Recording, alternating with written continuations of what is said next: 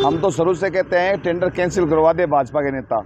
हम तो ये पूछना चाहते हैं भाजपा के उन नेताओं से जो आरक्षण की मलाई खाकर वार्ड पार्षद बने, उपसभापति बने कांग्रेस से, फिर सभापति का कार्यकाल भी कांग्रेस द्वारा ही दिया गया उनको मंत्री जी के आशीर्वाद से, तो वो भी तो आरक्षण की मलाई खाकर ही नेता बने हैं। मैं ये कह रहा हूँ, यदि गांधी चौक नेहरू पार्क में बाबा साहब की मूर्ति लगती है तो उन दलित नेताओं को क्या दिक्कत हो रही है? उनको पेट में मरोड़े क्यों चल रहे हैं भाजपा नेताओं के? हमें औरों का तो समझ में आ रहा है, उनको तो दिक्कत है, लेकिन उन नेताओं को क्यों दिक्कत है जो बाबा साहब की वजह से आज बने नेता बने घूम रहे हैं। गांधी चौक नेहरू पार्क पे नगर परिषद का बोर्ड लगे, गांधी चौक पार्क नियमित रूप से खुलना चाहिए। गांधी चौक नेहरू पार्क में बाबा साहब की और माँ कवि कन्हैयालाल सेठिया जी की, पंडित गिरीश चंद्र मिश्र साहब की, इनकी प्रतिमाएं लगनी चाहिए। हम कब कह रहे हैं कि उनकी मूर्ति हटे हमारी लगे? हम तो कह रहे हैं सभी की लगनी चाहिए। हम कोई जाति विशेष थोड़ी कह रहे हैं कि उनकी हटा दी जाए, हमारी लगा दी जाए। हम तो कह रहे हैं सभी की लगे। हम तो कह रहे हैं जो स्वतंत्रता सेनानी है उनकी भी लगा दी जाए। मैं ये चाहता हूँ, प्रशासन से पूछ रहा हूँ या जनता से पूछ रहा हूँ, मूर्ति आपस में जातिवाद तो जीवित समय देता है, मूर्ति आपस में लड़ेगी थोड़ी वहाँ।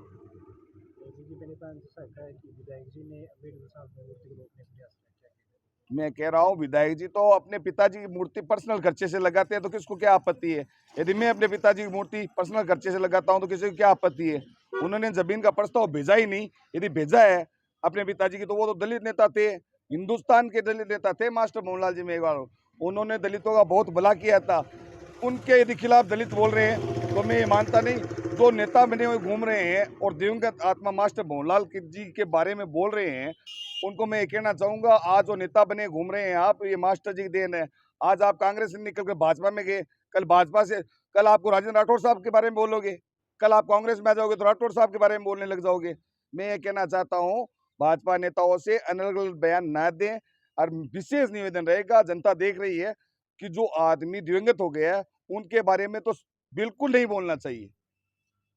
मैं आपके माध्यम से जनता को बताना चाहूँगा कि जब से ये हमने धरना स्टार्ट किया है, शुरू किया है बाबा साहब भीमराव अम्बेडकर और महापुरुषों की मूर्ति लगाने का, उसमें सबसे ज़्यादा तकलीफ जो हो रही है भाजपा नेताओं को हो रही है।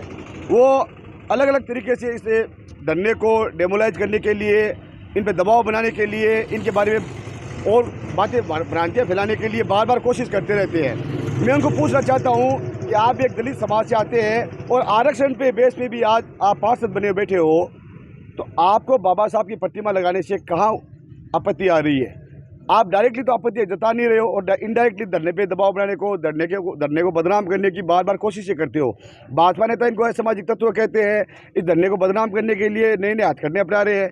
और बाबूलाल जी एकमात्र आदमी है जो धरने के खिलाफ और एकमात्र विधायक जी के खिलाफ उतरे हुए हैं। मैं उनको पूछना चाहता हूँ कि आपको बाबा साहब की मूर्ति प्रतिमा लगाने में आपको ये कहना चाहिए कि मूर्ति प्रतिमा कहाँ लगे, कैसे लगे, वो लगने का वो प्रशासन का काम है। हाँ, जब हम मांग करें तो मांग तो हम प्रतिमा के लगाने की कर रहे हैं, उसमें उनको दिक्कत कहाँ से आ रही है? दूसरा, वो जो एलिगेशन लगा रहे हैं मैं उनका खंडन करता हूँ। वो झूठे आरोप लगा रहे हैं और बेफिजूल की बातें कर रहे हैं। अगर कोई अपने पिता की मूर्ति लगाने के लिए पर्सनल खर्चे से या कोशिश कर रहा है, मनोज जी मेघवाल मास्टर मोहनलाल जी की प्रतिमा लगाने के लिए अगर उन्होंने वो भेजा है या अपने पैसे से लगवाने की कोशिश की है, उनमें कहाँ आपत्ति है? वो तो एक बढ़िया बात है कि हमारे महान नेता रहे हैं स्वर्गीय मास्टर लाल सुजानगढ़ के लिए भागीरथ साबित हुए हैं, मीठा पानी वो लेके आए, नहर का मीठा पानी लेके आए हैं। ऐसे महान पुरुष की अगर मूर्ति लगाने के लिए उनके अगर सुपुत्र कोशिश कर रहे हैं तो उसमें कोई बुराई नहीं है। तीसरी बात मैं कहना चाहूँगा कि वो ये कहना क्या चाहते हैं खुद समझ में नहीं आ रहा उनको। कभी वो कहते हैं कि भाजपा चोर है, उनके स्टेटमेंट आपकी मीडिया के माध्यम से अभी भी मिल जाएंगे, आपके कहीं ना अखबारों में, आपके मीडिया में मिल जाएंगे कि उन्होंने हमेशा कहा है कि भाजपा चोर है, भाजपा भ्रष्टाचारी है। जब कांग्रेस में थे तो वो भाजपा को भ्रष्टाचारी बताते थे, जब वो कांग्रेस छोड़ के आरएलपी में गए तब उनके स्टेटमेंट थे कि कांग्रेस और भाजपा मिलकर भ्रष्टाचार कर रही है, और अब वो चले गए भाजपा में, अब वो कह रहे हैं कि कांग्रेस भ्रष्टाचारी है। तो आप एक स्टेटमेंट पे कायम तो रहो कि कौन भ्रष्टाचारी है और कौन चोर है। इसका मतलब है कि आप जिस पार्टी में चले जाओगे वो तो साफ सुथरी हो जाएगी और आपकी जो विपक्ष में रहेगी वो भ्रष्टाचारी होगी। बाबूलाल जी, आप हमेशा, मैं आपका आदर करता हूँ, आप हमेशा स्ट्रेट एंड फॉरवर्ड बढ़िया बात करते थे। आप भाजपा में जाने के बाद ऐसे अर्गुलेंट भाषण क्यों करते हो? तीसरी बात, मैं उनको भ्रष्टाचार की परिभाषा बताना चाहूँगा। आज नगर परिषद सुजानगढ़ में ट्रैक्टर का टेंडर हुए तकरीबन 2 साल हो गए, जबकि वो टेंडर था 1 साल का।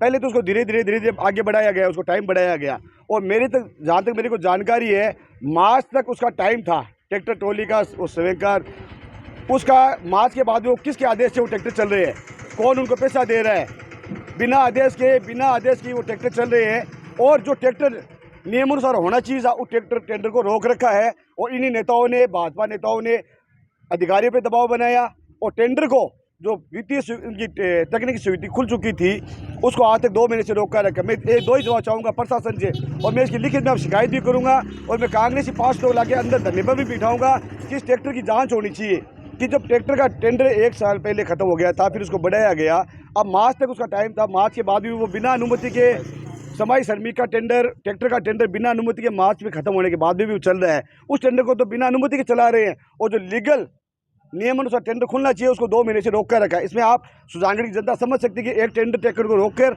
दूसरी फर्म को फायदा पहुंचाने के लिए उसका टाइम बढ़ाते जा रहे हैं और उसको बिना अनुमति के ही उसका ट्रैक्टर चल रहा है। और जो नियम अनुसार टेंडर होना चाहिए, ये है परिभाषा भ्रष्टाचार की। और आप उन्हीं ठेकेदारों के साये बनकर उसके साथ रहते हो। और आपने, मैं तो कहता हूँ भाजपा वाले नेता, यहाँ पे छोटा सा प्रोग्राम होता है उद्घाटन का तो बाहर के चूरू के नेता आते हैं, यहाँ पे कोई मुंडन होता है तो चूरू के नेता आते हैं। तो क्या सुजानगढ़ में भाजपा का कोई धड़ी धोरी नहीं रहा है, या सुजानगढ़ में कोई नेता नहीं रहा जो हर काम के लिए, इनके उद्घाटन के लिए उनको भाजपा के नेताओं को बुलाना पड़ता है, यहाँ के अधिकारियों पे दबाव बनाने के लिए, प्रेशर बनाने के लिए, टेंडरों को रोकने के लिए उनको चूरू से नेताओं से फ़ोन करवाने पड़ते हैं और छोटे मोटे हर काम के लिए चूरू के नेताओं को बुलाना पड़ता है। तो मैं पूछना चाहता हूँ भाजपा से, क्या सुजानगढ़ में के अंदर कोई भी भाजपा के अंदर कोई धड़ी धोरी, कोई नेता नहीं रहा क्या? तो मैं तो सीएम साहब से एक निवेदन करूँगा कि भाई इन पर भाजपा को एक नेता प्रमोट कर दिया जाए जिसे को 216 किलोमीटर 150 किलोमीटर जाके दूसरे नेताओं के पांग दोगुनी खानी पड़े और सुजानगढ़ में एक नेता हो तो सरकार से मांग करके सुजानगढ़ विकास की बात कर सके।